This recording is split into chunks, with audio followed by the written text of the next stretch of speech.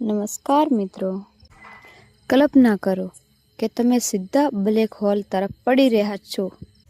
Black હોલનું ગુરુત્વાકર્ષણ એટલું શક્તિશાળી છે કે તેની સીમા પાર કર્યા પછી પ્રકાશ પણ બહાર આવી શકતો નથી.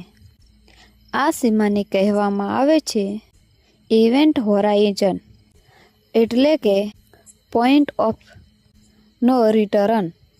જેમ તમે નજીક જશો, ગુરુત્વાકર્ષણમાં તફાવત તમારા શરીરને ખેંચવા લાગશે.